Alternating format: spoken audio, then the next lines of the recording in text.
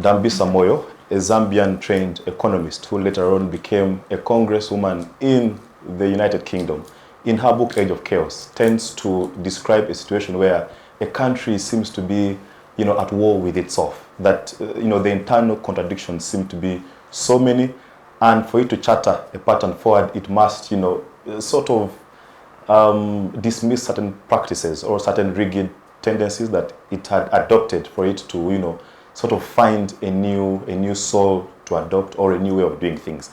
Uganda seems to be in a checkered pattern, at least for the past couple of months, that you have members of parliament being summoned by the, inspector of police to answer charges of corruption and later on remanded. And as of yesterday, you saw the bail application trial process. On the other hand, you have the executive branch of government, and that's the president returning to parliament the budget and not signing the appropriation bill until certain money is allocated with the way he wants. So the question is, who exactly has the powers of, appropriation, at least as far as the law is concerned. Then on the other side, we have UNOC, which is the Uganda National Oil Company, announced to the country that now we are importing so many billions of tons of fuel. But the question is this going to affect the price of fuel? Does the price increase or decrease? And the answer from UNOC has been increases. That we don't know whether the price will increase, but the point is that the commodities and in the market, the price is worrying Ugandans, and we hope that this can be a salvage to the situation. That's, viewers, and much more on this episode of the Youth Roundtable, because we know that Cabinet has convened a 7-day retreat to discuss all these issues, corruption and whatever it is. So we are joined by distinguished panelists to put this into perspective. And in just no particular order, I shall introduce them to you. From Uganda's oldest political party, and that is the Uganda Young Democrats, a child of Democratic Party, is its Vice President, Sayuni Hellen. Sayuni, it's a pleasure to have you. It's a pleasure to be here once again, and thank you for hosting us. Good afternoon, viewers. I bring greetings from the Democratic Party Secretariat, and just to let you know that our party membership registration processes and renewals are ongoing. Please reach out to your branches and do registration so that you're an updated party member. Wow. Thank you so much. Interesting. Next to Sayuni is Calvin Mwahuzi.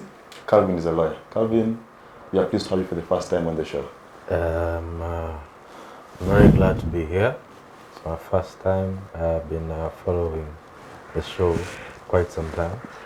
And I'm proud to say I went with Kidega to the same school. So when I see him do the things he does, I'm very proud of the man he has become. I'm glad to be here. I'm glad to meet the team. Very distinguished ladies. When I find ladies in a space of men, I'm very proud. So looking forward to the discussion.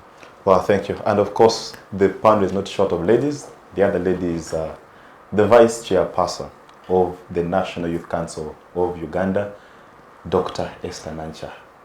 We are pleased to have you, our leader.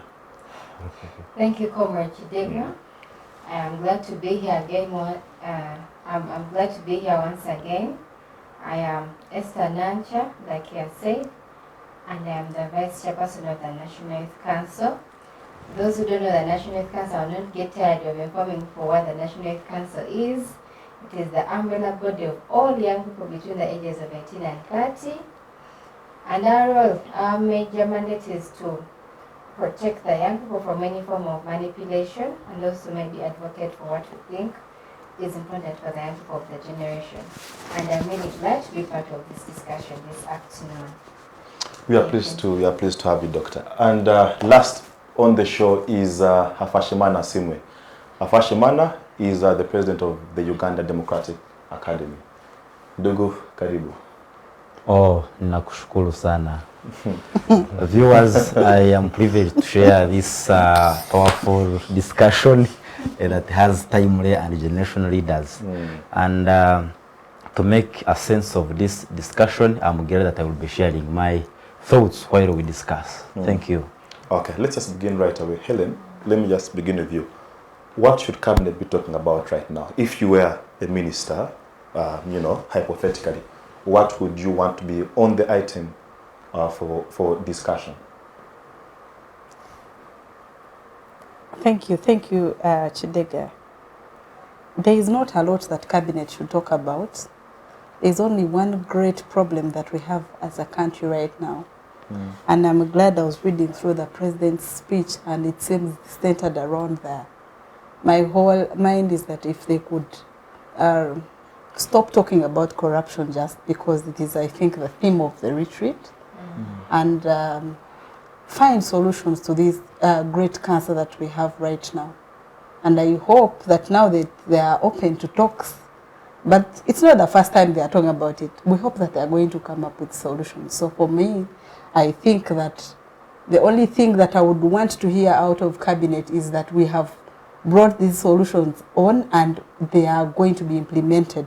Not just talk about them and not just mapping them out and, you know, printing them, putting them on paper, you know, creating new entities like I saw the President saying, yet it is almost also manipulation, tax unit, a lot of units being created here and there. For us, we want to see them going ahead and implementing the real solutions to this great problem, because it is the only problem that we have right now. If you moved around anyone and asked around streets the problems that we have in Uganda, apart from having a long-serving president, the second problem now that we have is corruption. So I am hoping that Cabinet is going to extensively and seriously Madam discuss President, the topic. Haven't you usurped the powers of the anti-corruption you know, agencies like Uganda Police, like the DPP, like the judiciary? Because corruption should not be addressed by Cabinet. That's not their mandate. Who appoints them? They can't speak about it, but shouldn't the action actually because that is almost an indictment on the institutions that should be dealing with corruption. Who appoints them? Who appoints them? The President does, right? Yes. He has called them back. He has called permanent secretaries. He has called Cabinet, and I think they are going to find solutions. I think maybe when he's appointing them, they are always in talks. So he has gone back. He has gotten back his powers to, you know, say, I appointed you, but you're not doing the job maybe. I think that is the issue really, because when you look in his letter, in his speech that he gave, he's mainly castigating the permanent secretaries and the accounting officers. I saw him going as far as blaming Gombora chiefs, right in the villages, blaming LC1s, and you wonder, because the problem that we have is not even at LC. The problems that we have in Uganda are top-bottom. They are not bottom-up. Yeah. So I think right now, you cannot mop from up to, when you have stairs, houses that have stairs, you cannot mop going up. You mop going down. So I think the blames that are within his letter and all that he's saying, he's just playing ping pong. And I hope that now that he has regained his powers to call Cabinet, permanent secretaries and all the stakeholders to a retreat, they are going to come to a self-realization, do serious self-realization, and come up with really key solutions to these problems. Yes. Okay, interesting. Calvin, what do you think Cabinet should be talking about? Personally, I don't have a lot of faith in the men who sit at the top brass of Cabinet to discuss matters that are solution-based. We have a lot of noisemakers purporting to be Cabinet members just for the fuss of I was appointed and I'm holding brief on behalf of the President. So what I believe should be discussed is a solution-based approach to the corruption. If you are accusing technocrats, those are the permanent secretaries and the procurement officers in ministries, how best are you making sure that these people are being held accountable to the money they have misappropriated, and how best are we making sure that when the budget, the money is released by the Minister of Finance, these people are not going to do the same thing. So if Cabinet is in Kyankwanzi discussing corruption just as a matter of a movie so that we can see what they are doing, it doesn't make sense. So I believe cabinet should be discussing a solution. And I saw in the letter, in the document, in the speech of the president, he was calling for no bail for the accused. Correct. And we strongly condemn that. He has been saying that over and over again, and we believe that you're innocent until proven guilty, and everybody has a right to apply for bail. So let court be the decision maker if they're giving you bail or not, but let the president not indulge the judiciary to a discussion of not giving bail. We hate corruption, but let us be very much aware of the legalities that come when you're in the judicial sector. So I believe the cabinet and whoever is in Kyankwanzi today should not be only talking about corruption is this, corruption is that. We have lost 9.7 trillion by the IGG report. We should be discussing how best are we going to minimize this, and how are we going to make sure going forward we have a solution to it. Yes. Wow, interesting. Esther, what's your own take? What should be the discussion? Thank you, Comrade Kidega. The theme is mainly corruption, but now what I think is, first of all, members of cabinet should find out what really did cause this corruption, what the root cause of corruption in our country was. Because most of these ministers are taking up that much money, stealing from government, because they are trying to do what they are not supposed to do as members of parliament or as cabinet ministers. Most of them are taking chunks of money, provide services to their electorates because they want to come back into leadership. So for me, this is what I think. Leaders should first of all find out what the root cause, what was the root cause of corruption in our country, and then try to find solutions to that. If members of parliament are taking up the money to provide services to maybe to their electorates, maybe education, maybe health, hospital bills, pay hospital bills, maybe buy ambulances for their voters, then it is high time government may have a resolution or providing such social services to its people. You understand? Because there should be a reason why a minister would shamelessly take away $1 billion to go with such money from the government funds. There is a reason why they are actually doing that. And most of them are saying the reason we are taking this money is because also you are voters, you need a lot of money, you need a lot of services. Yet if government made a resolution of maybe providing such, then it would actually be, there is no need of you taking all that money by yourself, maybe because you actually don't have a lot to spend on. And then number two, I think like Hellen has said, it starts with the top. In Uganda, corruption is more in the ministries, in those top offices compared to even district level. You get? So they should actually learn, they should be taught patriotism. They should be taught to love their country as leaders that we are looking up to. Otherwise, if they do not start liking their country or putting their country first or trying to ensure that it's of their country, then you're wasting time. Sorry to interject, but it's very interesting that you're saying that you're asking leaders to love their country, because they're the highest duty bearers. If there's anyone who should put their country first, they are the leaders. So by the time we find ourselves asking our leaders to love their country, I think it shows how much we have, I don't know, lost the moral fabric of the country or something. True. This corruption, by the way, it is really rampant, and this year we have really seen what is trying to happen in all entities, like Parliament.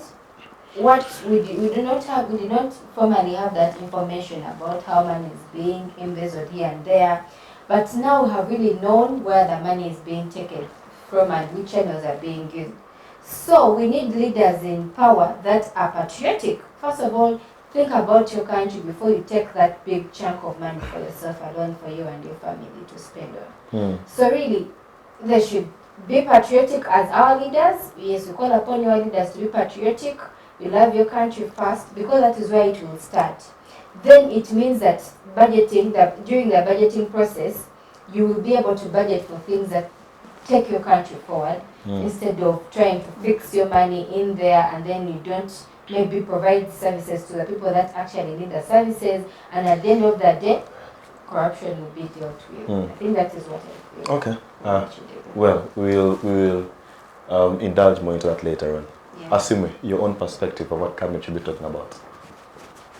So far it seems corruption. Let me just give us a reference, especially to the viewers, the audience, that when you go to Europe, especially among the Bourbons, in the 1940s, there has been a historical statement that they ran nothing and forgot nothing. And I think that's what is happening in Uganda as we talk. In 2014, I was a prefect in charge of information somewhere in Kisoro, I think at Mwahuzi.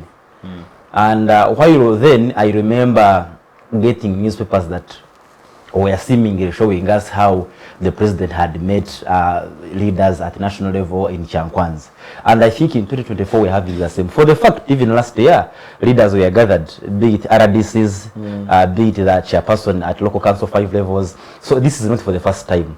So I want to borrow an idea and a thought from my very good colleague Calvin, that it's not news that these people are gathering in Kyankwanzi to address what they want to be addressing. I saw what was trending on Twitter yesterday is that the president is meeting public servant leaders at Kyankwanzi to address what is happening in the country. But I don't think today's problem in Uganda is just about corruption. It's about moral character. It's about ethics. It's about understanding the needs and demands of the people that you're representing. Even when you have, of course, there are other people, including the permanent secretaries of ministries. These are appointed people, like I think my colleague Hellen was saying. And when you look at how these people are put into those offices, some people go there because they've made a bribe. And I think that's how corruption begins. Let me just recall in the 2021 elections, it is on record that then the president ever mentioned that if you are poor, not there to participate in elections because elections appear not for broke people. And I remember seeing this, I think, in New Vision as a newspaper. But long story short, when you look at what is happening today, it is centrally created. And I think Sayuni was also bringing it a little bit much more clearer. When you look at how every time people have voted and how the MPs or other leaders at local council levels, they negate the views that are coming from the general public. So while these guys are meeting, let me ask a question, especially the audience. Do you think they are going to agree to reduce the numbers of ministries? Do we even think they are going to say the ministries are so many, let's reduce them? It's another fact that 80% of the cabinet ministers are above the age of 50. How many young people are going to be there? How many people are represented in space? So when you're teaching about patriotism, how do you get a person of 60 years and you're teaching them how to love their country? And you are leaving Sayuni who is productive, and you are leaving them behind, taking the guys who are in 60 years. These are guys who are going to retire. So it would be an ideal that they would focus at young people, those of Kidegas who have led this country before at their youthful age, to empower them. Maybe because they are still younger, they still have a lot of time to serve their country. But it doesn't make news on a global continent that we should now see 60-year-old man, woman go to Kyankwanzi to teach them how to love their country. In Ethiopia, I think not many years ago, there is a president who, in fact, part of his family members were subjected and convicted over corruption. Do you know what he did? He just gathered these guys in one. It's like a city, so he gathered them in a house. And he asked them to cough every money they had corrupted from the government. Over 12 billion, I think, in Ethiopia's currency was collected. This money was dispersed back to the general public to consume. Health centers were constructed, schools constructed. This is what I expect from the government. So if the president has been addressing the countrymen who are leading our country in those good positions, it is incumbent upon the current state head to ensure that either he asks these people to produce the money they have stolen. I have been arguing with my colleagues that maybe corruption was given a very enticing name. Why is it corruption? Let it be theft. And in my village, whenever you are suspected to be a thief, you are caught. In fact, they even arrange for you a mob, they beat you, you cannot survive. So the more we call this thing corruption, it is now becoming a familiar name to everybody. Even when you talk about corruption, you see those with the power, how they are doing those who are not having the power. Today, colleagues were in court discussing over the same things around corruption. So why would a person who is in fact agitating against corruption be charged of something that he is fighting just to find better means of how Ugandans must live? So the elite within Kyankwanzi, it might be good because some of them are eating on their money, even your money in fact, because that is taxpayers' If money. you look at the I'm budget, told every time you leave that retreat, you come with the, they call it Rubimbi, you come with the package. So at the end of the day, this is our money. So when the next day you see the fuel, price of fuel is increased, it is because of such extravagant expenses. When you look at the federalist states across the African continent or across the world, you find, for example, Bushenyi, we have it Bushenyi. There are some districts we are cut off from Bushenyi. But if it was Bushenyi entirely, some of the things would be done better. Why would a district have 2 cows? I think I'm calling a cows, but a cow. Chief administrative assistant. Then you have him, we have an assistant, you have RDCs, you have deputy, you have now assistant RDCs new created. I just also heard that Museveni wants to create another unit, I think, to oversee auditors. There is that one already. Who now the head is in fact has ever been convicted against corruption, I think in 2018. So why would we have all of these agencies? So are these people in Kyankwanzi going to agree? There are many MPs, let's reduce them. There is a lot of nomination fees for upcoming younger leaders, let's reduce them. To me, those are the issues they must be agreeing upon. Can we reduce government agencies? If we have Ministry of Health, why do we have UDA? I mean NDA, why do we have National Drug Authority? Why do we have National Medical Stores? Why do we have so this meeting or that meeting must be addressing the pertinent and the crucial issue that must lead us to success that we want to see. Period. Wow, fantastic. Hellen, just as I get to you, the question that I want to borrow from what Hafasha is saying is the question of political will. Is there political will to like do all these things? Because I think we saw in Kenya, the president has taken drastic measures. He has scrapped off the office of the first lady. Like he has taken real drastic measures. He has reduced the government agencies and things like that. Does that political will exist in Uganda's context? In Liberia, the president has cut his salary by 40%. Us in Uganda, the problem is the goodwill indeed. And I don't see that happening sooner. Because most people, when you look at the people that the president is working with right now. Some people say that the president has become, he is being held at ransom by those who are corrupt. I don't know if you believe the same, but continue. I think I do believe in it partially, because when you look at him at his age, we must accept that our president is vulnerable right now. He must keep himself in power. And the people that are overly consuming government funds and eating us up have the power of the money right now, because they've gotten the money now. And you can never play around with someone who has the power and the knowledge and who has been closer. So you must find ways of playing around with them. You cannot, get an iron on them. So I think the problem is that he has surrounded himself with those people, and it is also becoming very hard for him to deal with them. That is why we shall have the sisters dying in cells. But I want to actually think that the sisters, the Paul Akambas, and the Mutembulis are not the problem. Where the problem must be somewhere, and these are the sacrificial lambs that our president fears to touch some people, and therefore he must keep. When you visit the source of the Nile, the water goes like this and then it flows. So I think he's failing to tap on the exact source, and he wants to keep rotating around the sources. And for me, I believe that if we are to deal with the problems that we have right now, and I want to tap on Comrade Hafashimana's thinking that among the problems that we have is that Uganda is overly governed and underserviced. That we have a lot of resources going into governance and very little or no money going into services.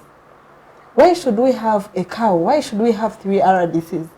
Why should we now have anti-corruption? Then there is the other one of investors. Now he wants to create credit audit unit. He already has the one of taxes. We have the IGG, presidential advisor. Why should we have all that? Because all that are money channels that we have, the little money that we have from their taxes, but it is overly consumed within offices, just office maintenance. And then we have very little going into services. Our parliament, I had in his speech, he wrote about parliament increasing their salaries. And he says he did not support it, but he let it pass. Why? Why would you not support something and you let it pass? Isn't that really ironical? Very ironical. it doesn't that itself depict that he himself, he doesn't maybe love the country as we may think. Because whereas we may talk about all that, I think they all rotate around patriotism. Because I think if our leaders loved our country very well as they should, why would you embezzle money and then pass on a road that has all those potholes? Why would you embezzle money and see people dying because they are lacking health care? Why would you embezzle money and then you see people failing to go to school because you have literally embezzled money that can construct a whole school and even pay some teachers for like 5 years? The amount that our MPs were asking from the human rights the case that is in court, when you follow it, the money which they were asking for can actually construct over 20 schools. The monies that our commissioners took can actually construct over 20 hospitals. And we are here quiet. And there is no recovery plan. That is also very painful. That they go accept and even get the IGG's report and see that over 93.7 billion has disappeared under embezzlement and corruption, and they're just talking about it and they're not talking about the recovery plan. Why would you even mention it if you're not thinking of how to recover it? Just let us, Ugandans, let us survive minus knowing. Don't let us know. Because it's more painful to be struggling and then you get to even know the reason as why you're struggling and then you cannot work on it. It becomes very painful. Right now, I think if you look at the budget of the retreat, I'm lucky I've not seen it. I don't know whether it is ever public. I don't think it is ever made public. If you looked at that budget, I am sure many struggling Ugandans may collapse or may fail to speak because of that budget of the retreat. Why do they have to go to Kyankwanzi? They have our fuel. Our fuel every day. They can ride to State House and meet in that big compound and talk and go back home. They don't have to first retreat and even give themselves allowances, because I am sure the allowances are there. So you see that they are just playing on the minds of the Ugandans and they're not providing any solution. They are buying time. The SEC members are there. I have seen the SEC members. I don't know what role they are going to play. I don't know whether they are also corrupt and they are being, imparted in the knowledge of patriotism and all that. Why would you mix cabinet with an NRM entity? Because that is NRM literally.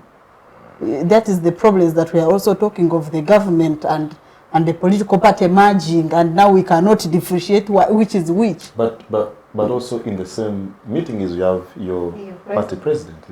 The party president is not around, and I can tell you he has not attended the cabinet retreat.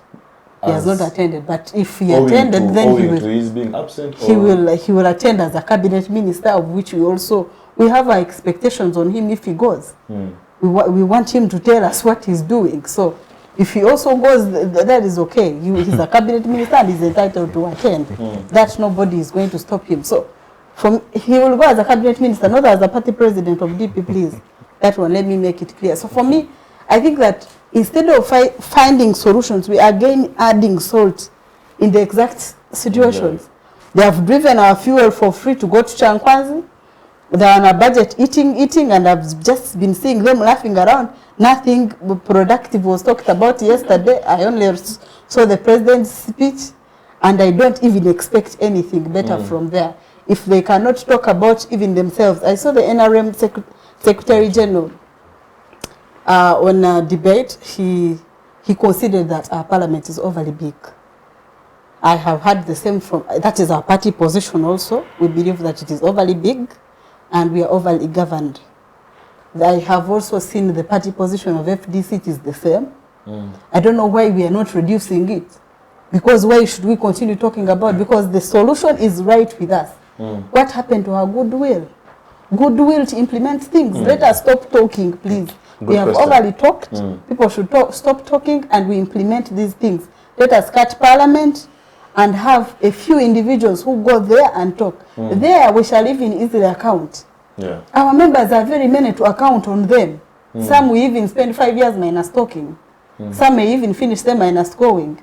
and then they go to our constituencies and save their monies, come and give us 5K, go back. But if it is reduced, I even believe that it shall be easily managed, and even us, the public, can easily ask for accountability from them. Yeah. Interesting. Calvin, let me get to you. And Esther, yes. I wanted to add something. So please. Additionally, I think actually Hellen is right. It all starts with the goodwill of the president. We all know that all these people are being appointed by the president. The ministers being appointed by him. You see, so I think it's very easy my for him to actually my challenge with that narrative, which I would love to debunk, is that you seem to be begging the president to have the goodwill. In Kenya, the youth forced the president to have the goodwill. France here, you're saying, oh, please have the goodwill.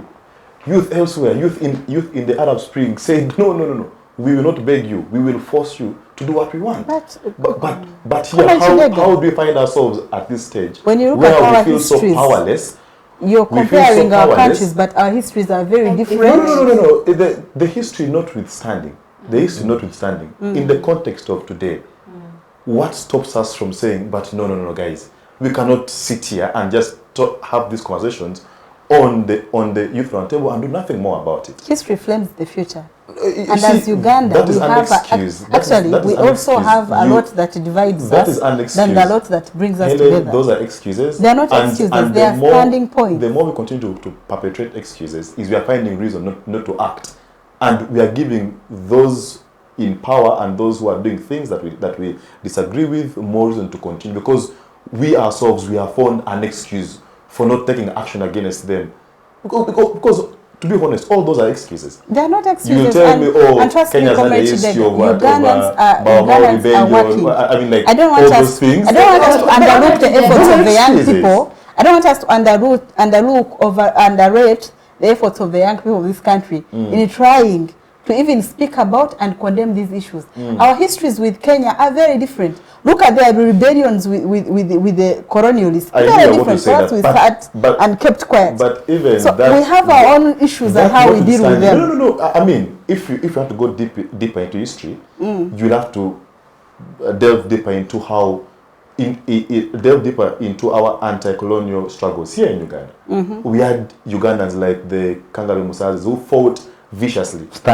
Yes, they fought viciously against the colonial whatever master under the Bataka party, if you may remember. And even now we also have those that are fighting seriously about it. It's a matter of time. I don't think Ugandans are less capable of standing up and saying enough is enough. I think perpetrating that we are also dealing with the military rule. And my dear, you rather fight while you're alive. When you die, you can't fight. Let me hear it, Calvin. I want to bring in Calvin because of the point of discussion that we are at. Calvin, the argument of institutions, and you are a lawyer, and you know how important institutions are. In 2012, as the High Court was trying the matter of the Gavi funds, one of the judges said that he was tired of trying small fish. He wanted to try the big fish of corruption, right? But also the issue of our institutions. If you look at the judiciary, where Justice Chisachi had a dissenting opinion in the presidential election petition, you saw how she was persecuted. Up to date, you know, you look at Uganda police, you look at the DPP. Can Ugandans have faith in those institutions? Is that they'll prosecute the corrupt and say, we are going to throw you behind bars, and that is justice? I don't believe in youth believing in institutionalism. The president has created institutions without authority.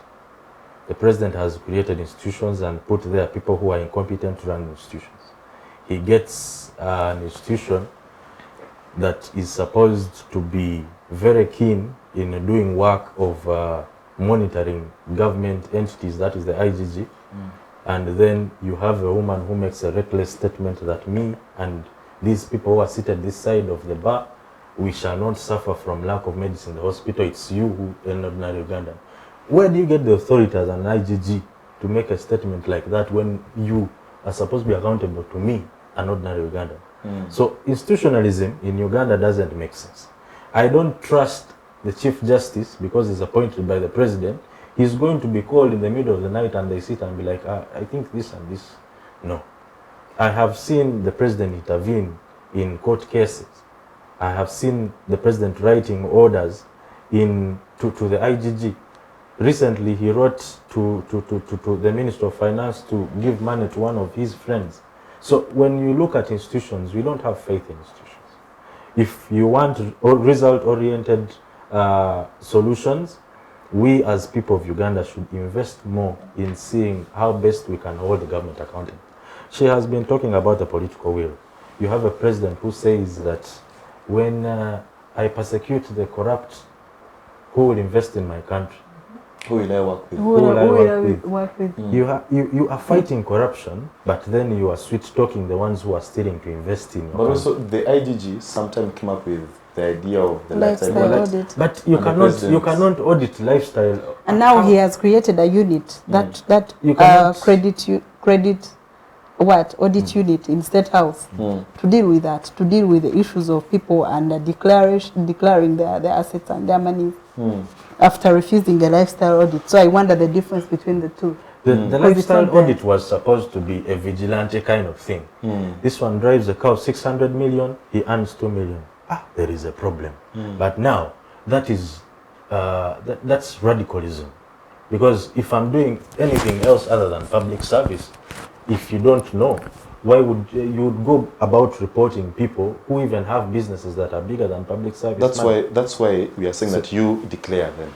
So declare them and we know so that we don't in the see you as a IGG, corrupt person. let me tell you something. You have had the IGG when they wrote to her to investigate Parliament. Parliament said, for us, we are an accounting body. We only answer for ourselves. Now, when the IGG was told to go and investigate the issues with the speaker, she said, that issue is beyond me. Mzee has said the CID will handle. Now, the IGG wants money from Parliament. She's not going to go to loggerheads with Parliament. When you look at the budget, when they sent back the appropriation bill, and you look at the budget, all institutions that are into accountability were given money. FIA, CID, IGG, they were added money when they sent back the appropriation bill. So you are not going to tell me now that they have been given the money they badly wanted. The deputy IGG and the IGG were saying we are short of human resource, we need more so that we can work, and we need an increased budget. They have given them the budget. How are you going to make sure that these people work when they have got what they wanted from the person they want to persecute? So there will be nothing done to these people because one, there is no political will. Two, the people who you want to persecute are the ones that have what you want. So there is nothing you're going to do. So I think then that is where my idea comes in. That if the institutions are hand-cut, then let the masses speak. Because I think the masses as an institution is one that cannot be easily tampered. You have an environment in Uganda which is very different from other countries. When you look at the environment of Uganda, let us agree or we disagree. We speak different languages at different levels. I was in Kisoro on Saturday. They were speaking Fumbira and I was hearing nothing. If I was in Kisoro on Saturday and there was an uprising and they were telling us to join, I would not understand what they said. Guys, I don't want to encourage that narrative on this show. Let us agree. Because you are capitalizing on the nitty-gritties that seem to be dividing us. But when you look at revolutions, revolutions have always stood on solidarity and communication. Calvin, if you went to Gulu now and you saw the police beating up an old woman, would you need to know what language is being whatever spoken? When you're looking at you're the bigger picture, injustice, and you're saying, what's the language being used here? I appreciate the narrative you're shaping. I think that it's not. We are all hurt by the injustices, but how can we all come together? The issue is we are all hurt. We all hate corruption, but the narrative has not reached to the point of can we all come together? No, I think let everyone do what they can in their own right. Eventually, we shall meet at some point. But for now, just begin to do what you can. in your own capacity. And trust me, we are doing it. Talk about it. Those that want to talk, Eventually, the cobweb will connect.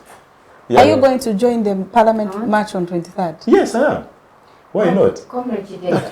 Why not? Okay. Because I stand against corruption. I think we all agree here. It's, if not the biggest cancer in this country. Yes. Because, man, guys, every student in this country who goes to UPE, government pays for them only 10,000. Is it 10 or 5? It's less than 10,000. The capitation grant. It's less than 10,000. It's less than 10,000, guys. That's how bad the situation is in this country. Like a child who is born in an unprivileged community or home will never have a chance to education or a proper education because someone somewhere has not, seen it fit to allocate money to educate that child. I was in a beam and some kids walk about 3-5 kilometers to go to school. To access education, guys.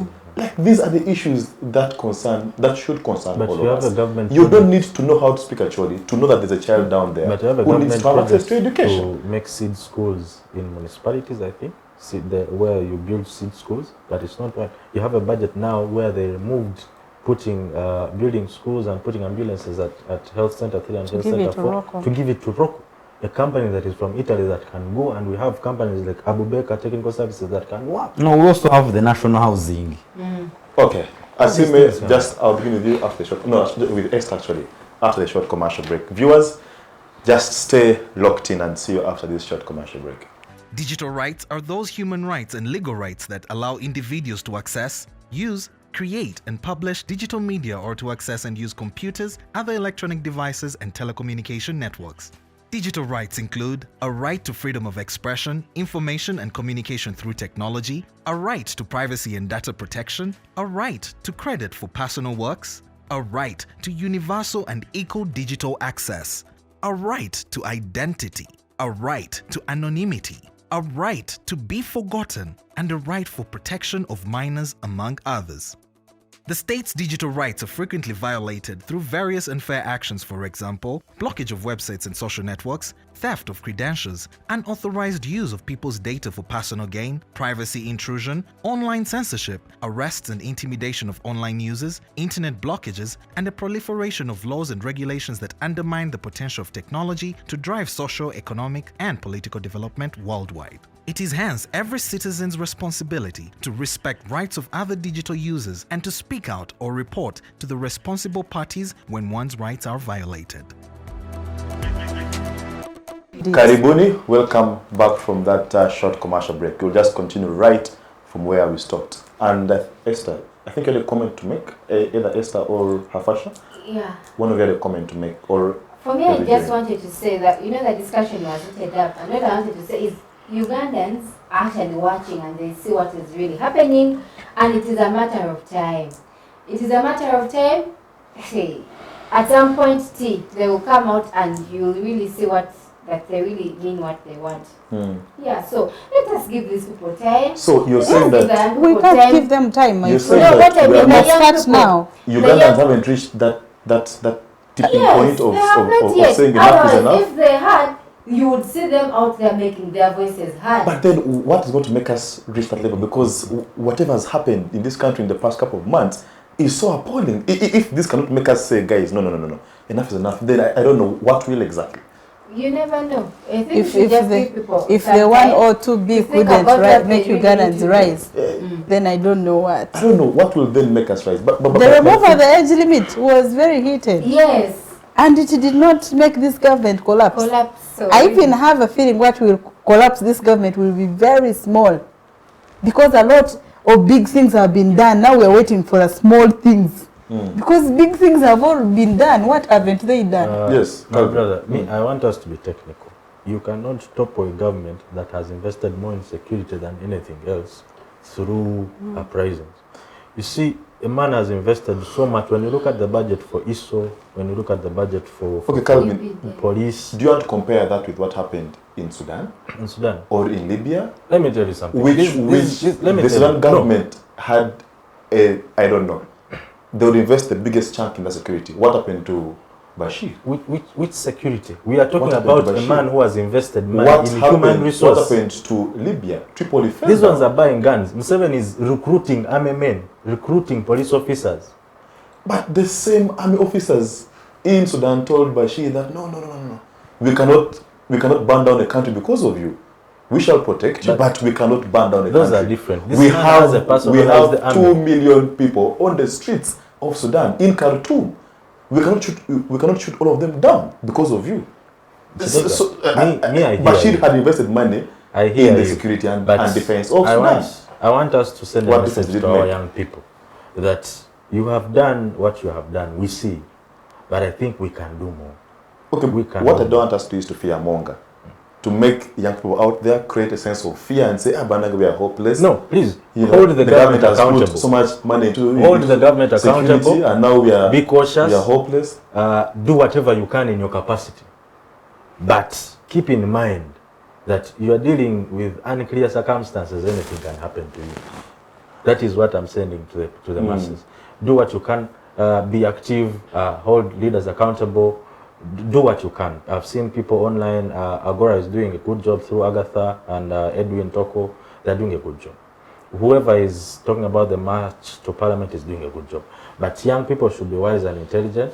Know your limits. We are not going to fight when we are dead. You Madam can't fight when you're has dead. saying it here. So let us be intelligent. Even Museveni did not die. He had to go to exile and He come killed back. instead but stayed. So please, let us do things Yeah, civically. you killed them. You can't fight when you're dead. We must Yes. keep alive Hafasha, and do the You're being fighting. quiet. Yeah, I had to first run from each of you. But I want to share this based on the words of Kenneth Kaunda. When you are a beekeeper and you want to go to harvest honey, you must be ready that at least a bee might sting you. And therefore you must be very ready of the consequences. While we see young people and other very, very concerned Ugandans fight against the councillors' corruption, that means each of us must be ready. What happens when you have a lot of visitors at home? You have to widen the dish. You have to have more saucepans, you have to have more plates, you have to... So every time there are many more units created, that means that the more the country will have to spend on them. There will be very many hands touching the dishes and the plates. So what do we pick from that one, for example? When you look at how have other countries done, for example, you know that it is on record that Kenya's politics is different from Uganda, Uganda's politics is different from that of Rwanda. You know Burundi today is representing East African community in the African Union among the first 10 corrupt countries. So we are even lucky that maybe Uganda is not among the first 10. So what about if it was among the first 10? I don't know how they do African those Union? ratings, but man, You also know that this year marks the 21st year when the African Union agitated to ensure that every country that is part of the African Union must provide and seek for provisions to fight against and combat corruption. And I think that's how we have had these other units created, IGG's office, all those things there. And like you said, I think I have shared with you, Kidega, before that whereas we have the parliament being accounted to, parliament has nobody yet to account to. That's why extravagance is, when you remember Maria Antoinette, if you cannot afford bread, please, there is a cake. But you know what is expensive than which? This is a person who had more than 18 pairs of shoes. You see how these ministers are moving in their convoys. Whose money are they using? And that led to the collapse of course, the King Louis XVI with the Bourbons. So when you look at the person who is affected is my mom, is your mom, who is a peasant. By the way, all of us, we are peasants. Except that we have now the elite class who are taking advantage of those that have not gone to school or those that have gone to school and are permanent in agriculture. Long story short, because I want to be very elaborate, especially on this very point here. When we are into electioneering time, like right now, people are going to start spotting out for vibrant younger people in their villages, mobilize for them, make a WhatsApp group, mobilize for me, get money. When you get your 10K, you praise the MP for the next 1 year. Why? But this is your money. Because you bought a gin, you paid tax. You went somewhere, bought something, you paid tax. That's our money. I was sharing with somebody, I think 2 days ago, they told me every time election is happening, they must consider who must have more money than the other. Especially, and I think this one is cutting across the country. So every time we select our leaders, because every society has gotten their leaders they deserve. Why? Because it is the society members that put these leaders in the positions. So we are missing a lot, especially when you consider our leaders, depending on the wealth they have. Which roles have they gotten, by the way? From our people. So what I wanted to make sure I really share with us is that every time you have these people going to Kyankwanzi, it is still going back to the consumer, who is us, the final consumer. So I think one of us talked about it, I think it could be him or her, that when we fail to identify a specific challenge that is affecting us as a country, then we shall remain the way it is. When you see what Kenya is doing, Kenya is listening from people, younger people in fact, below the age of 30. You wonder why Uganda cannot do the same. You are part of the National Youth Council and the executive. Haven't we had things complaining, but the government has not given us a hearing ear? Yeah. Have they been 4 years ago? You were put into these offices, but what have you invested? If you go to URA, how many people below the age of 30 are there? Is it because they are underqualified? No. Which people are fond of corrupting this money? Of course, the old age people. Are we getting the point? So these are people who are supposed to in fact retire. Let me make the point home. Today, if we went to Kyankwanzi today, when we reach there, which kind of people are in that meeting? They're the age of, above the age of 30, 40, 50. So where are we having this country heading to? So that means that what they are discussing, imagine if President Museveni never picked those of 8 million from Makerere, Kaindo Tafire, those of the late Mutebire when he was the president there by the time Amin was taking over power. Imagine if he never picked on those guys. Where would we have our country from? It is also another record that by the 1960s, you know that Singapore was not more than how we were by then, but Singapore is very many times about our economy. The current GDP of Uganda, 56.3%, but that is somebody's pocket somewhere in another country. So where are we heading? Why? Because we have had people overstaying these positions at the expense of the younger generation who are supposed to be taking us in the next generations. So our future is being compromised. When you look at the president's speech yesterday from Kyankwanzi, I don't see anything that benefits the young people. He's in histories as usual. He's talking about how we got into power, how we fought for the people. Then he's talking about a mega program and PDM, but I have not benefited from it yet. I would wish to benefit from it. What is the criteria? So I want to be sure that whatever I'm speaking to the audience today does not compromise what they are aspiring to be. When they are mobilizing people to go at Parliament on 23rd, you will see the turnout. Even some people must be conscious on how they will protect themselves. I have not seen any single protest, even when it's supposed to be peacefully organized. From the police, public order management, you will see people will be crying on them. You will see. So, whereas other people like in Kenya, the GNZ has tried something, it is a very different story from Uganda. Because we still have a road that I think is still dividing us. We believe when we begin something new, people will think you are under Mugati Party. They will think organizing for something. Okay. Now when you go online and you start, yes sir. I'll ask you. So what in your view is dividing in courts? Is dividing Ugandans in courts?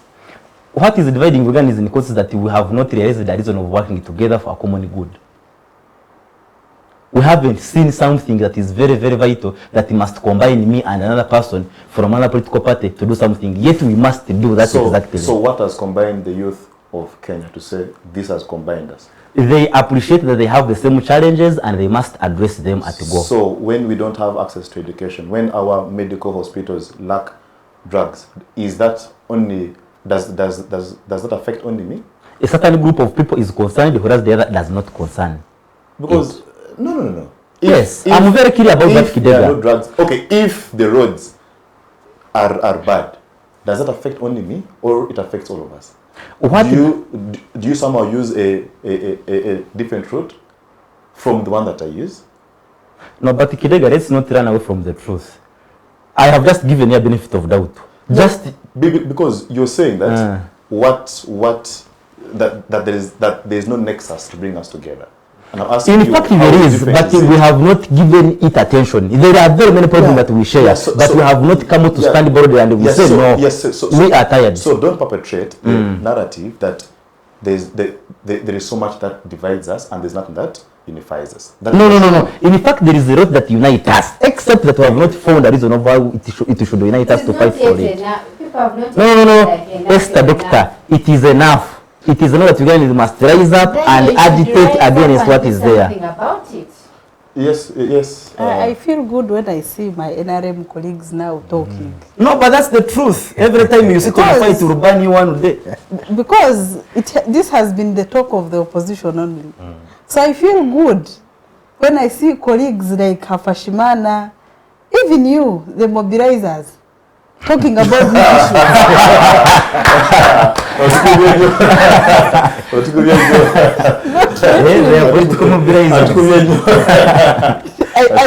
I feel like there is no fresh air in the room. Because these are the issues that we had left to the opposition alone. And a lot that divides us that we are talking about, let us not run away from it. That the political class has divided us a lot and stopped us from looking at the exact issues. Yes. When our members are in Kololo eating pilau like the other day, they will not remember that when they are going back home full, their stomachs full, the potholes will reduce the food. They don't remember until they are en route home. When our colleagues are being called for, you know, now NRM is like a bakery. I have been telling Comrade Roy that you're now from the bakery, some bread. That is the language of the uncle these days. So we have a lot that divides us. When you look at the Kenyan demonstrations, they were all speaking the same language. They could even understand each other. Like they all went and their cause was one. Right now, if we are to go to streets tomorrow, you will see about 50 people being called, but you're going, really, you're going. Like, have a cousin who is a cousin to a minister, to a commissioner, and that is how things will cease. And then we also have this class that believes that even if you riot and what, nothing is going to change. We also have this class that believes that my rioting will benefit some other person, not me, because maybe it has happened before. So we are really in a very difficult state that as a country we need to look into things that divide us and we talk about them and agree whether the government will change and stay or whether it should collapse. There are only two options. It has to change entirely. We need like a reboot. Like, I normally say a meme that whoever will leave this country, please switch off lights. I don't know whether you normally follow them. I normally put those things on my status. We need like to wake up tomorrow and we are all new. We are like vacated and then come back and then we see the real issues. Because it seems we are at different classes. Everyone is looking at the things and the problems of our country very differently. That whereas I wake up tomorrow, Hellen, and my issue is I don't even know what to eat, there's someone out there whose problem is making a choice of what to eat.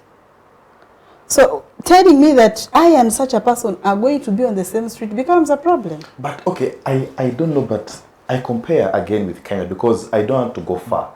Kenya, the Kenyan Law Society was part of the policies, and they said no, what the Kenyan Gen Z are doing is right, and we shall offer them all the support that they need. But you see, Kidega, Kenya's judicial system is very powerful than that of Uganda. Very different. The Kenyan Law Society. We are also forgetting. Part of the We are also forgetting. No, but that is under judiciary. Okay. Do you know how the chairperson of society Uganda comes up? How the election process, who facilitates the chairperson? So really, can you hit someone who has supported? That's the patriarchy that I was going to. Patronage. The patronage. The same as the National Council. Feminist things are too much.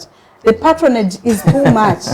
That the president appoints almost all these people, and for them, instead of doing their work, they look at him as being the mercy of them being at work. For example, why would the IGG fail to go and investigate the speaker? Why would she even wait for the letter? No, in fact, the IGG. Why would she wait for the 3 months ago, she lamented and decided that I am powerless, but you are the IGG. She's not the final decision maker. I am telling you. So we also forget that the kind of the people in these offices actually sometimes are not qualified to be there. Most of them are political failures. They have been put there to survive. So they are looking at survival rather than working. The IGG, you know, she was from UFA.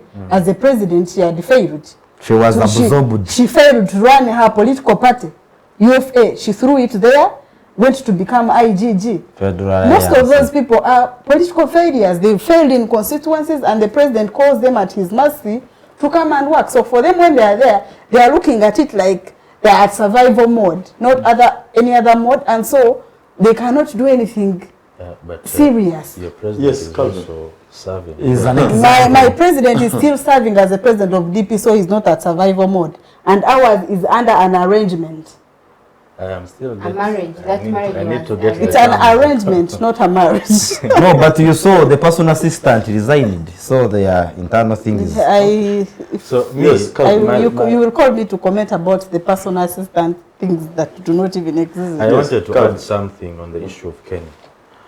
We need to be critical to what is happening in Kenya. The Rift Valley politics, the Central Kenya politics, and the different regions.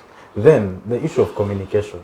When they brought OTT, that tax some time back, I was one of the people who strongly discouraged because I know how youth get money for data.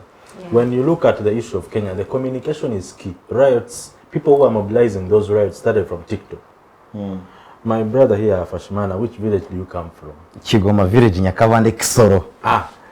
How many people in Kisoro use TikTok? Man, there are many. There are many. How much is that? Of course, that is expensive. It's on record. How many videos will you watch with that of 1,000? Very few, like one. Now, when you look at mobilization and communication, which was key in the Gen Z issue of Kenya, in Uganda, that of 1,165 MBs of MTN, how many minutes does it take? How many Kenyans were on the streets, Calvin? Many, but the mobilization was online. Those guys were like 2,000 people. Exactly. There were not that There are many. Yeah, okay, yeah, 2,000. There were many, but not so many. Yes, 2,000 is a big number, but 2,000 people can be mobilized on TikTok here in Uganda. Where? You have people who are in TikTok in Uganda and in Central. Kampala alone. Yes. But these are business people. They wake up in the morning, they have to look for money. I have a son at home. I have to go to Chikubo, make money, go back home. If I don't get money that day, I have failed. How do you tell me I leave my shop in Chikubo? I run on the street, march to Parliament. They beat me. I have a medical bill of 800,000. I have no money. I have rent to pay. I have URA on my neck.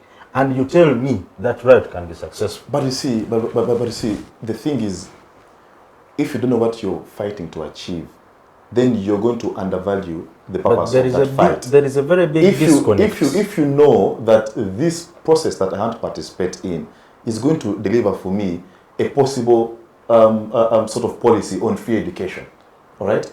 A possible policy on national insurance, national health insurance. If that is the perspective that you're looking at it, then you won't look at the small loss that you will make on that day of, okay, you know what, customers will come and then, but there is a bigger good, like there is a bigger purpose that we intend to achieve. Me, I want to submit. Okay, but guys, we need to get back to I feel like we are over delving out of it. But okay, still with you is on the aspect of the economy. I don't know, cabinet is sitting there and we have an economic crisis. I would think so.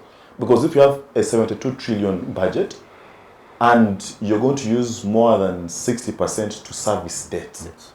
Actually, only 10% of that budget is going into productivity. Money that is going to be invested in productivity. Buying tractors, things that will grow the economy is 10%. The rest of the money is going to debt reservicing and administration of the country, paying public servants and all these things. That to me is a big problem. And your debt burden is going... Actually, I think we have hit the debt ceiling. We passed. We did, and passed it. So what solutions can Cabinet propose on the economy? Thank you very much, Moses. I want to state this and I want to be clear. You have very good economists. I don't know what happened to PPS, Secretary to Treasury. Ramadan was a very good man when he was still at MOBS. And he has very good ideas. I don't know what happened to him whenever I have a problem with the NRM government. They move with a lamp over your head and your brain gets nothing and become just there. So I have a problem with them. But he was a very good man. When you look at the policies he writes, when you look at them and read them, they're very good. Where I read the policy he had on agriculture, he had told these people, chase people away from the villages, let them come to town. The people in the villages will remain few. They'll invest more and produce more agriculture to send to the people in town. The people in town will be sending money to the villages. It was a very good structure. When you look at the PDM... Maybe he should have read Ujamaa over Tanzania and why it failed. Because Ujamaa was saying that, no, Ujamaa was the inverse. People should go to the villages and farm and grow. That's not what countries like Netherlands are doing. Netherlands is surviving on agriculture because people in the cities and the people in the villages are feeding them and the money comes back. So that means cities are growing, villages are having money and agriculture, so the economy is. So you people who are saying... How about if we decentralize development, whereby we all don't have to come to the city? Federalism. No. And that, you know, but at the end of Bale the day, is good enough. It has schools, it has its own... At the end of the day, let me tell you something. Your biggest come to Kampala to you know... Your biggest money is in agriculture. So if you are getting your biggest money of the economy from agriculture, and by the way, it's raw materials, it's not even refined goods, that means you need to look at a way that you're going to increase the agriculture sector, and the only way to increase is creating market. But people are in the villages. So if people are in the villages and they're getting food to eat, you're importing food. So the economy is not going to go on those standards in terms of agriculture. So for the issue of the economy has failed not because we are bad at economics, but the system we are moving in does not necessitate the investment. It does not necessitate the growth of businesses, especially SMEs. It does not necessitate the longevity of the businesses. When you look at the tax burden, you are increasing taxes every time. Yes, we agree, you need to get taxes. But at what level? There must be a ceiling of taxing businesses. There must be a ceiling on inputting pressure on people to pay certain monies. You cannot be taxing me payee, you tax me VAT, you tax me IFRIS. Like, okay, IFRIS is not a tax, it's a system. Administration. But it's an administration. I want to make this appeal to URA, that we understand that the country needs to run and the country needs money. But the VAT you keep increasing. The president wants to push local production of clothes, especially his factory that is in Jinja. He wants it to, it's a national factory. They don't want it to be Museveni's factory, but he wants them to produce the clothes. But I keep telling people, we were having a discussion with Rugmayo about milk. When there was an issue with Kenya last year, the president was like, let's start the school program. He thought about it because his people didn't have where to sell milk. It was not a viable solution. But I told him, here in Uganda, when you go to the supermarket to buy juice, you buy Sunsip. It's Kenya. Why? Sunsip is of value. I told him, here we have a company called Delight Uganda. It makes quencher. How many of you here can go to the supermarket and buy quencher for your child or for your family? The name itself. So it's about what? Value addition? Value addition. We have local manufacturers here. When you look at Lato milk, the needle, I want us to be serious. When you look at the powdered milk for Lato, can you buy Lato and leave needle? So Lato is Ugandan. Needle is Kenyan. Lato is also from Kenya. No. Lato is Uganda. Lato is Uganda. Even their plant is here on Ginger. It might, you guys be serious. It might be maybe from No, it is Uganda. It is Uganda. But who is the owner? Maybe Brookside is Kenya. Brookside is Kenya. I know the companies that are Kenya. Lato is Uganda. But when you look at the product, Brookside yogurt supported your own. Brookside yogurt is Uganda. I was in Kisoro. By the way, I want to say this. I was in Kisoro and I drank catering for General Kaihura. They only sell catering, so I was very happy. I was like, this is a good initiative. Why? They are supporting the local manufacturer, and Katere is good. It's not substandard. There are yogurts here in town, you buy them, they are sour, they are supposed to be sweet, it's not supposed to be plain, and these are the people you want to fund the economy, because you want a people-centered economy. Fair enough. I want to say this, that our country is failing because of the systems that we have put in place economically. The taxes are very high. The businesses, you need a lot of money to make a business that just requires you 1 million. But you need to invest in 5 million, and at the end of the day, you have tax returns that are on you, you have taxes that are on you, and you have a system that is going to fail you. So That is it. Fair enough. Esther, I have to bring you in, but still speaking about the economy and what cabinet should be thinking about, is that because he mentioned something about SMEs, and you know, one of the Asian tigers, Singapore, grew its economy on SMEs, small medium enterprises. But the issue that SMEs face worldwide is access to credit, access to liquid cash, Yes. and how quick. Here in Uganda, this it's a bit difficult because you have a government that borrows domestically to finance its budget. And you know the principle of lending is that commercial banks will lend more easily to government because of security and things like that. So it means that now you have private sectors, the SMEs, competing for credit with government. That will obviously affect the interest rate. So, Esther, as we speak about growing the economy, is the question of access to credit.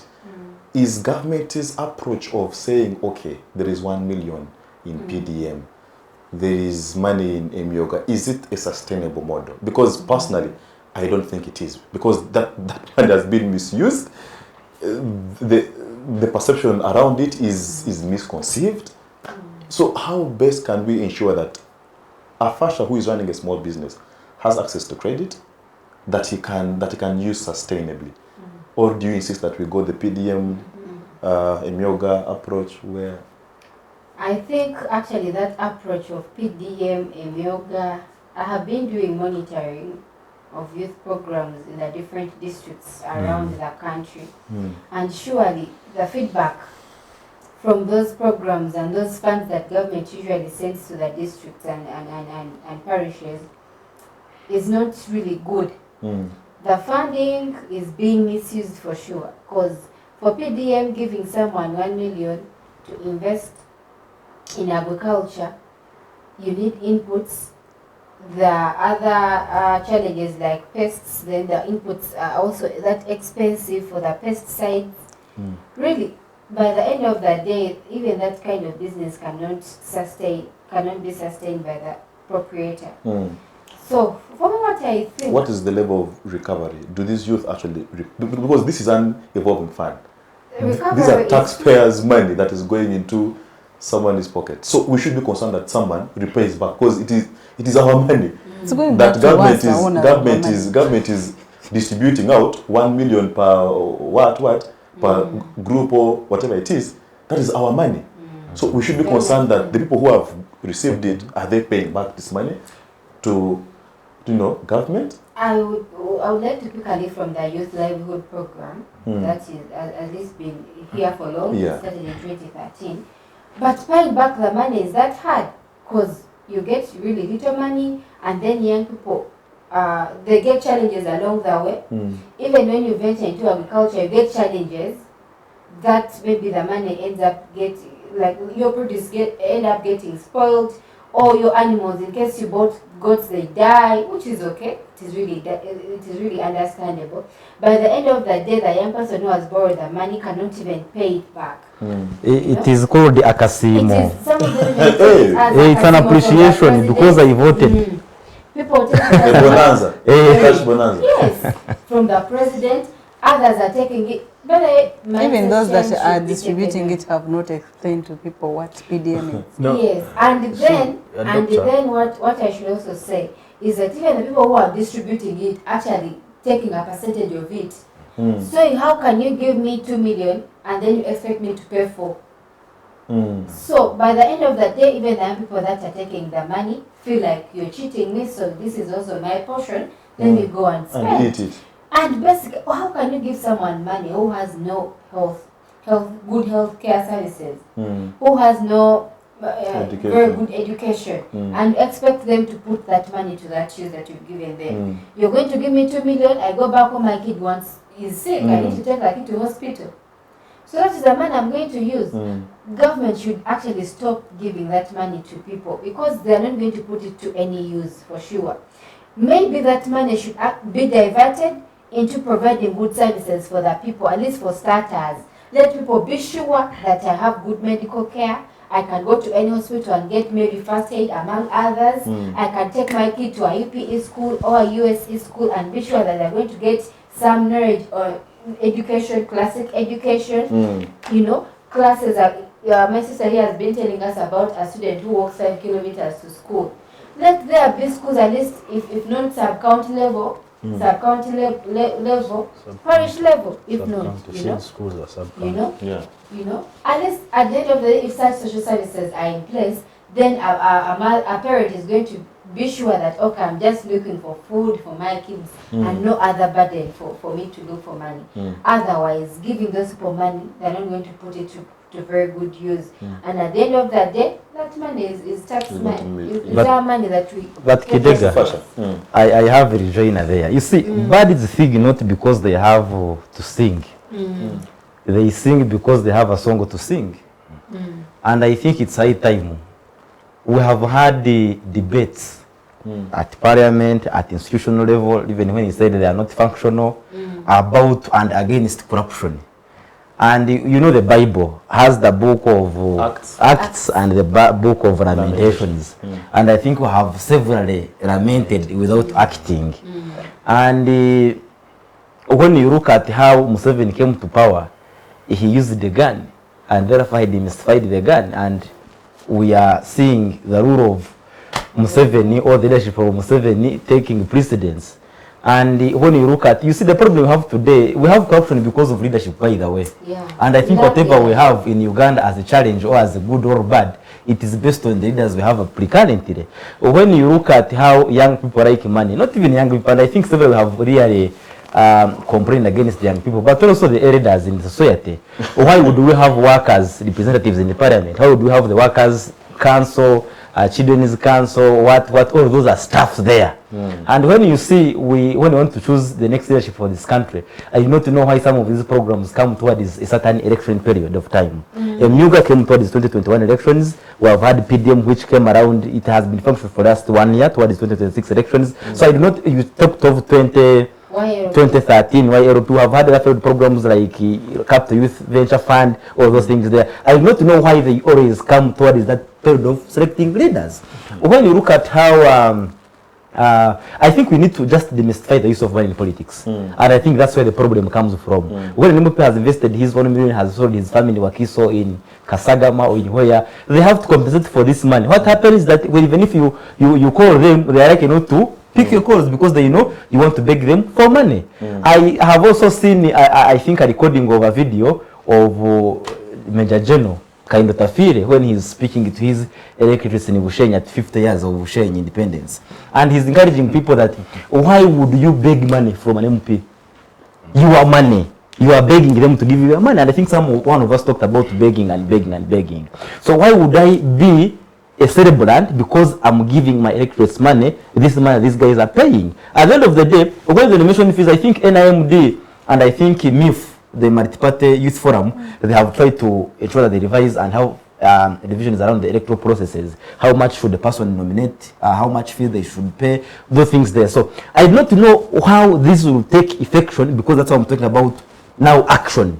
We must act. Because I think the whole question we have today, the challenges we have today, both macro and microeconomic challenges are because of the leadership we have today. So unless you address on how people get power, because those with the power are the ones who are suffocating those without power. So we must first address how can we demystify the use of money in politics, in leadership. With that, I think we shall have these problems solved. Otherwise, having these leaders in Kyankwanzi, without Kidega there, without Dr. Nankya, without Sayuni, without Calvin, without myself, then we will take off the future of this country. You are aware of the African Union agenda. By the time we were drafting it, it was 100 years time, 1963. Now we have the agenda, 2063 African Union agenda. These are young people who are drafting it. So imagine if they were elders, we should not, we are even wasting time. We must rise up, we must ask these people to leave these offices, and then we must take over. We experience. Surely. Fair enough. And is there anything you cannot register at Parliament there or anywhere in these public agencies and what? I agree with you. But I think that's why I want to bring in Sayuni as we wrap up. Sayuni, the question is that cabinet, what political reforms political or electoral reforms should they be looking at? As of obviously we are approaching the electoral cycle, but your party has been at the forefront of talking about peaceful transition. I don't know what you mean about that because transition is guided by the law. So when you say you need a peaceful transition, do you want to usurp Do you want extra constitutional means? I don't, because the constitution guides on how a transition happens in this country. So let us just wrap up with the political, proposals that cabinet should look at. I want to talk about the PDM and the Myoga things, but I think you're not allowing me because of time. But what I will comment about it is that what an average Ugandan needs is not that 1 million cash. An average Ugandan wants services, and then they can devise means of living. We have lived before without that 1 million. Give us services and eat your 1 million. Give us a conducive environment. Exactly. Give me schools, give me good roads, give me markets, give me... And keep your 1 million. Put it in use. I don't need it. Make education affordable. Make healthcare affordable. Universal healthcare. And what the youth need is not that one that you've been promoting. Reduce your taxes on us. Why did you, for example, put OTT? Because it is affecting generally young people. And OTT was scrapped. I think you know that. It was just reduced. No, OTT is no longer there. It was OTT is no longer scrapped completely. And but it's okay. We can continue. Okay, so about the electoral reforms, I want to first remind you that for us as DP, we are promoting much of dialogue and reconciliation. Because we've been at a level, when you look at the 2021 election, people did not want to look at each other. We finished that election when, for example, if the campaign trail of Bobby Wine meets that of Museveni or of Mao, they are fights. So for us, we are believing that as Ugandans, we must first engage and cool down our tempers, because very few angry people can engage normally. So for us, we are looking at, can we first engage and find a way forward? And that is what we are promoting right now, that we need to talk to each other, and until we've agreed to talk to each other, until Museveni agrees that he needs to listen to Ugandans, and until the Ugandans accept that he is the president and now he has the power, therefore we must engage him, then there is a problem. I have seen people that there have been a tweet or something that was talking about people that have been arrested because of, talking about the speaker and all that. And I've seen the speaker responding about the lady who was remanded to Ruzira. I've seen the speaker responding. How about Anderson? Anderson, she has not said anything about Anderson. She has talked about the lady. The lady was granted bail today. So for us, we believe that we must talk and engage about these issues, because you cannot choose to face this side and the other faces the other side. And then what about it? We must come to a bridge together and conclusion and sit on the round table and talk as we Ugandans know what we want. And until we talk and sit on the round table and discuss it, then we shall leave our leaders not knowing it, and we know it ourselves alone. About the electoral reforms, I think the most urgent one is the reduction of the governing powers, of the governing agencies. We need to reduce Parliament. As I'd already said, I have seen most people in agreement with it. We need to reduce Parliament. I don't know why they appointed new RDCs, yet we already had 2. The entities are too many. Reintroduce term limits. Gerrymandering is too much. I already saw Electoral Commission is adding about 46 new constituencies. I think. Really? I think they are adding new. They want new constituencies. They are adding new constituencies. So we need to stop the gerrymandering and have a moderate sized parliament that can govern us well and talk about issues. Reinstating term limits. I don't know if you don't care about that. Because it is the fulcrum of the issue of governance. I can tell you. Because Hafasha is saying that our solution is a governance issue. Simple. And I'm telling you that when you have term limits something like term limits, then the country begins to stabilize politically.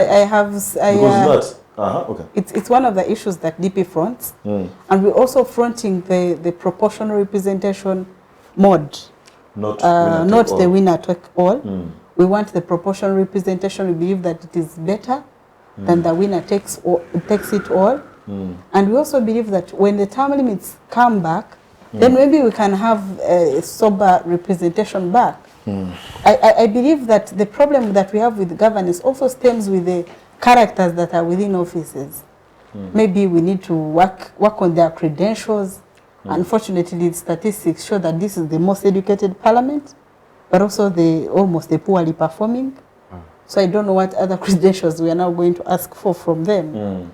But I believe those are very key that we need to work on. If we have sober people in leadership, then we have solved half of our then problems. we shall have solved half, not even half. More I than think half of if we have sober leaders, really thoroughly sober, our problems as Ugandans will reduce to 80%. Fantastic. Our time is fast spent. I'll give us each just 30 seconds. Look to the camera and give us your parting shots. From Calvin moving towards Dr. Esther. Your parting shots in 30 seconds. I'll be touchy and there. I'm privy to information that in 2017, 2016, Mzee was with the cadres in Kyankwanzi and told them, but I think you guys should start serving 2 terms and go. The cadres were not happy about it. So Mzee has it in mind, but the people he works with are not happy with that formation. Cadres. Does that also apply to him? Where? No, it doesn't apply to him. It applies to MPs. To MPs? Oh. Yes. Not to him? Not to him. Oh, okay. But you know what is good for the goose should be good for the gander. No, not to him. So I want to appreciate Honorable Kidega for inviting me. I want to call upon the National Youth Council.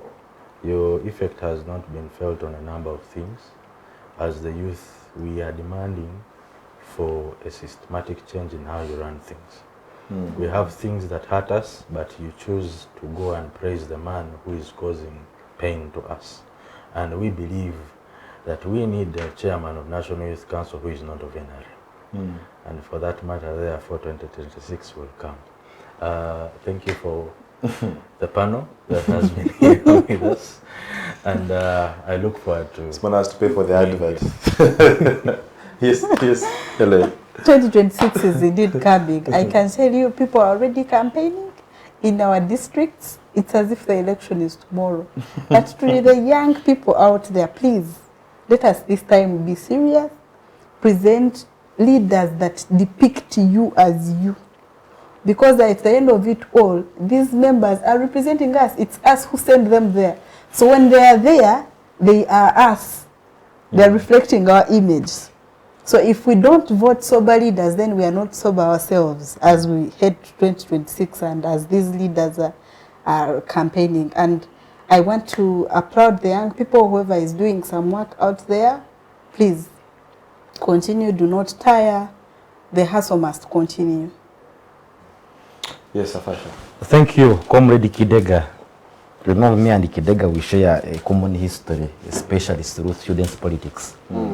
But yes, science has confirmed it. History has defined it, and divinity has testified about it, that there is no society worldwide over that can develop without including and having youth participation in decision making. And it's also another fact that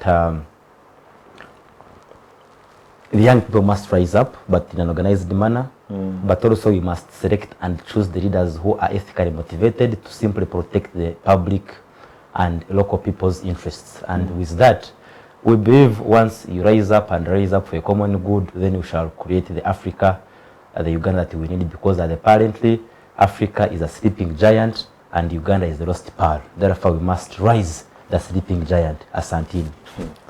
Interesting. Yes, Doctor. Thank you.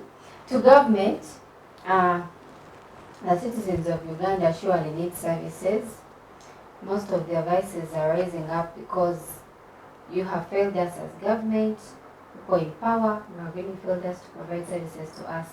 All we need are services, we need good health care, we need good schools, proper education services to us, we need better roads and market for our produce. We shall take care of ourselves as long as you provided those to us. And then to the young people, 2026 is coming. We know rich niggas are going to come around and give us lots of money to vote them into positions, but let us take it as our mandate as young people to bring people to power that we think are going to have positive impact into society. People that are going to enforce policies, that are going to be able to enforce implementation of policies that are going to lead to forward development of our country. So as we gear up and get ready for 2026, as young people, get involved at all levels. You can stand up for a position. If you can't stand up, support someone that at least can be shameful to some extent, that are going to stand with us as citizens of the country and try to support us at least to a greater percentage. I thank you all and I wish you all the best. Well, thank you. Just as I wrap it up, is two things for me. I don't know if the price of corruption in Uganda is not too high that we need to maybe, consider having a higher price that someone has to pay for being corrupt. But also two is whether politics is too profitable to be a service and not a business. I think politics in Uganda is too profitable. It's very. It's attracting the worst kind of people. But guys, thank you. Thank you, Calvin. Thank you, Hellen. Thank you, Hafashimana. Thank you, Esther, for your time. Of course, to the technical team, thank you for ensuring that the show airs right on time. My last words today are the words of Bob Marley, the reggae legend. He said that you don't need to have dreads to be a Rasta. It's about your conviction. So people out there, you don't need to be in positions of power to actually influence decisions. Yeah. You don't need to be in the cabinet retreat today to influence where you want this country to be. As long as you have the conviction, you can do anything that you believe in. Until next week, same time, same place. Bye-bye.